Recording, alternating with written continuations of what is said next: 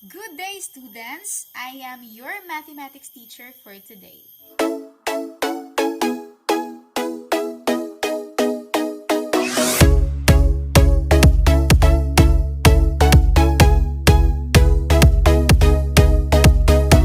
Our first lesson is about factoring greatest common monomial factor. Let us proceed to our first example. Example 1. Factor 12x cubed y raised to 5 minus 20x raised to 5 yz. Karon ato sang ila-ilahon class kung unsay ngalan na aning 12, kaning x o y unsay ngalan na nila. Okay, so kaning 12 o 20, kaning 12 ug 20 mao ni siya atong gitawag og numerical coefficient. Okay, kani pong x, y, z mao po na siya atong gitawag og variables. So, pila ka buk variables inyong nakita? We have 3 variables. We have x, we have y, and we have z. Unsa po nang naasa tumoy sa mga variable nasa ibabaw? Muna siya gitawag nato og exponent. The first step is find the greatest common factor of the numerical coefficients. Unsa kunoy pinakadako nga factor na naa sa 12 o naa sa 20, meaning common nga factor nila. Ang atong buhaton ani class is mangita ta og factor sa 12 og factor sa 20 nga pareha. Okay, sa 12 sa ta. Unsa may factor sa 12? We have 6 times 2 or 3 times 4, right? Sa 20 na pod, we have 10 times 2 or 4 times 5. So, unsa man nga factor or the GCF, greatest common factor, meaning factor nilang duha nga pinakadako nga common sa 12 o sa 20. Unsa man? We have 4. Anong 4 man? Sa 12, we have 3 times 4. Sa 20, we have 5 times 4. Oh, so 4 is common sa 12 o sa 20. Now, we are done with the first step. Kaya nakuha naman nato ang GCF sa numerical coefficients nga 12 o 20. Now, let us proceed to the second step. Step 2. Find the variable with the least exponent that appears in each term of the polynomial. In step 2, we have to find the variable with the least exponent that appears in each term of the polynomial. So, ang atong buhaton ani sa step 2 is tan-awon lang nato ang common nga variable sa duha ka term. Okay, ang common variables nato is x and y man, di ba? So, ang atong buhaton, we have to find the variable with the least exponent mo na itong isulat. Asa may pinaka-least of exponent? X cubed or x raised to the power of 5. Okay, we have x cubed. O, mo na itong isulat. X cubed. How about sa y? Ahaman sa aning duha ang pinakagamay o exponent. Y to the power of 5 or y square? Of course, y square. So, mora po na itong i-sulat. Therefore, the GCF of the variables is x cubed y square. Now, let us proceed to step 3. The product of the greatest common factor in A and B is the GCF of the polynomial. And the product of 4 and x cubed y square is 4x cubed y square. Mao ni siya GCF sa atong polynomial nga kani. Fourth step. To completely factor the given polynomial, divide the polynomial by its GCF. The resulting quotient is the other factor. So, pangitao na to class ang other factor. Nasaon man. Sige, ingon dira. We will divide the polynomial by its GCF.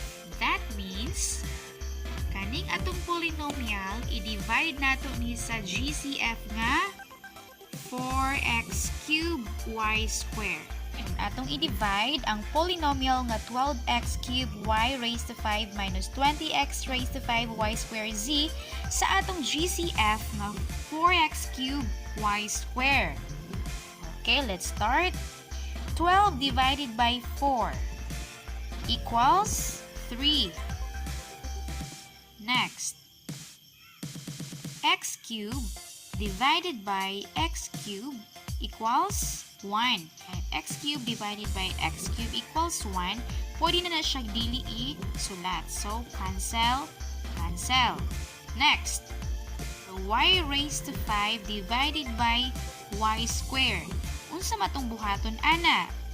Take note, kung mag-divide gali ta of variables, ang atong buhaton is we are going to subtract the exponent. 5 minus 2.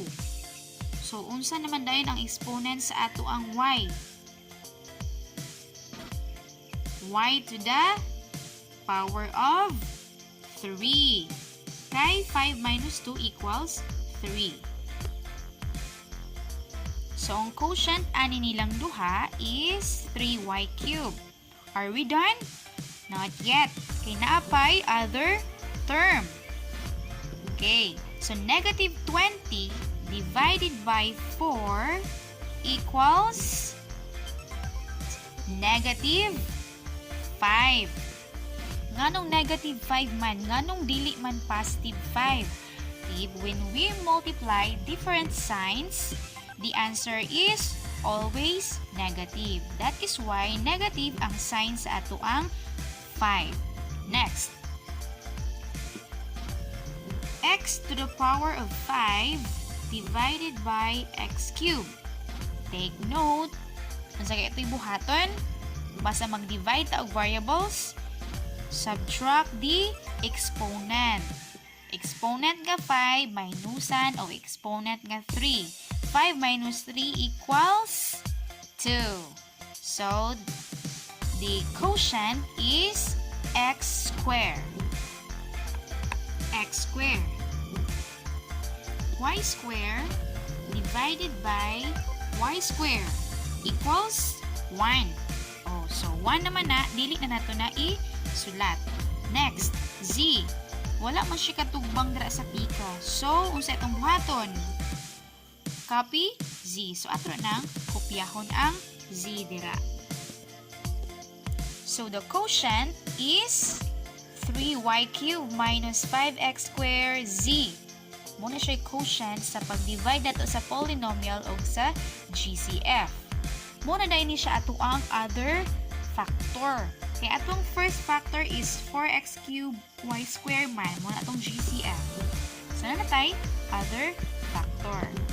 So, the factored form of 12x cubed y raised to 5 minus 20x raised to 5 y squared z is 4x cubed y squared times 3y cubed minus 5x squared z. So, muna ni ato ang answer, class. So, atong reviewon. This atagikan aning 4x cubed y squared. Muna ni ato ang GCF kaganiha. Katong atong i-multiply ang answer sa A o sa B. O, muna siya. This apot aning 3y cubed minus 5x squared z. Muna siya ang quotient sa pag-divide nato sa polynomial of sa GCF. Okay? So, this is now the answer. Now, how to check if the quotient is correct? Kung sakto ato ang quotient, atong answer. We will simply multiply the quotient and the GCF. 3 times 4 equals 12. Correct. Y cubed times x cubed y squared equals x cubed y to the power of 5. Correct. Negative 5 times 4 equals negative 20. Correct. X squared times x cubed equals x to the power of 5. Z times y square equals y square z. Okay, therefore, sakto man atong pag-multiply, but pasabot, kani atong quotient, sakto na siya. Now, we'll proceed to example 2. 8x squared plus 16x. What is the first step? Do you still remember the first step? Find the GCF of the numerical coefficients. Let us find the GCF of the numerical coefficients 8 and 16. Pangitaon sa nato ang factors sa 8. We have 4 times 2 and 8 times 1. Right? Nga itong ipangita diri is GCF man, the greatest. Pinakadako nga common nga factor sa 8 ug sa 16. Okay, in 16 we have 4 times 4 or 4 times 4 and 8 times 2. What is the GCF? GCF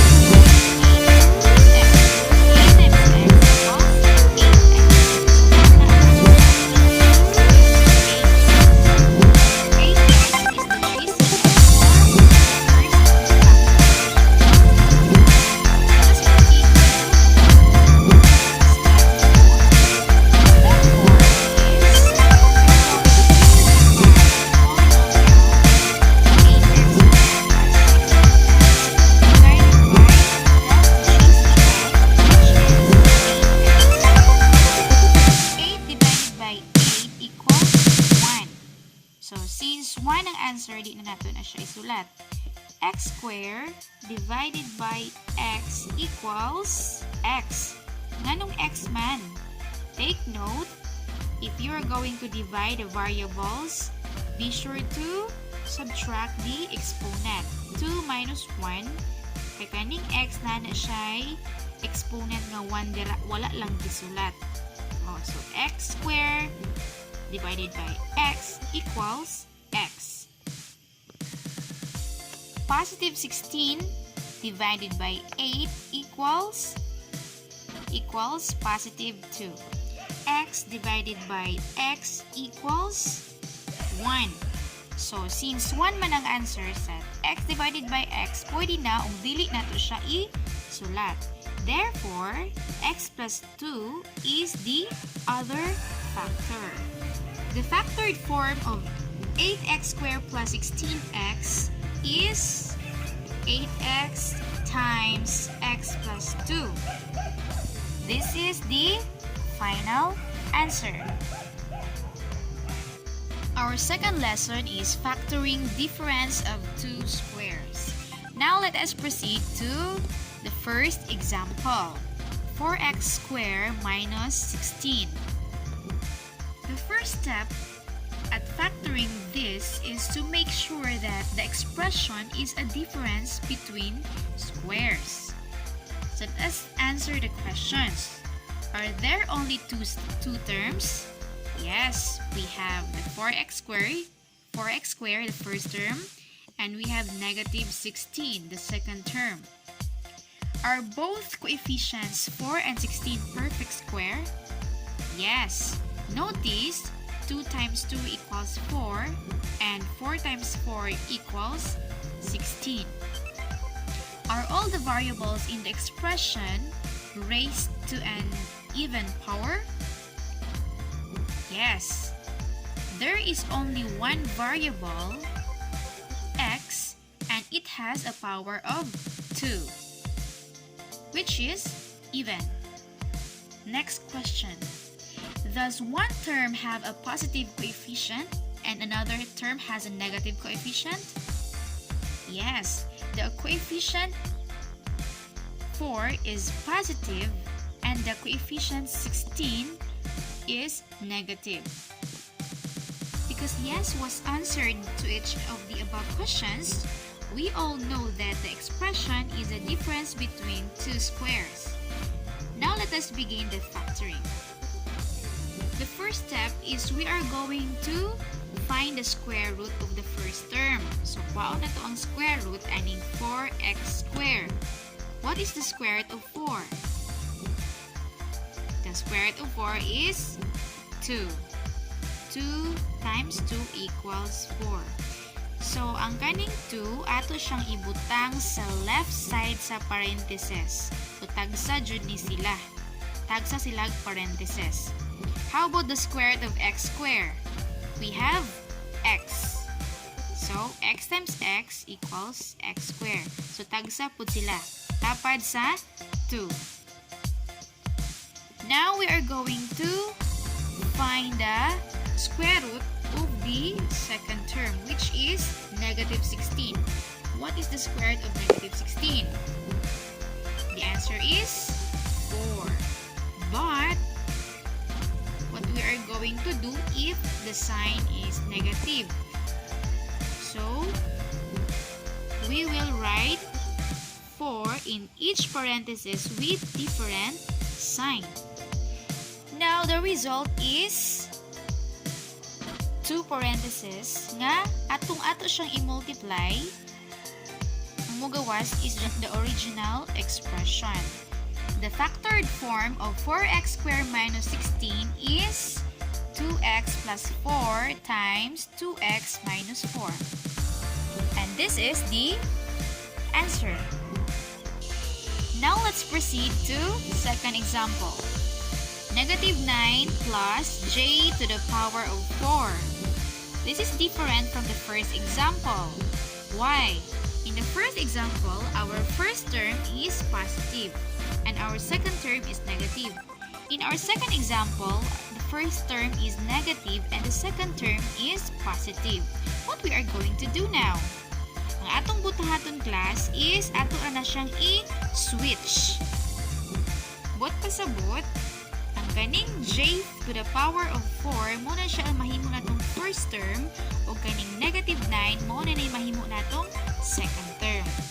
Now we are going to find the square root of j to the power of 4. What is the square root of j to the power of 4? We have j to the power of 2 or j squared. Ato siyang ibutang sa left side sa parentheses. J squared times j squared equals j to the power of 4. Now let us find the square root of negative 9. What is the square root of negative 9? We have negative and positive 3. So, positive 3 times negative 3 equals negative 9. So, this is now the factored form of the expression j to the power of 4 minus 9. Now it's time for practice exercises. In your PSLM or printed self-learning material, number 1 problem is 4x squared minus 16. Number 2 is 9y squared minus 25. You may now start answering the practice exercises.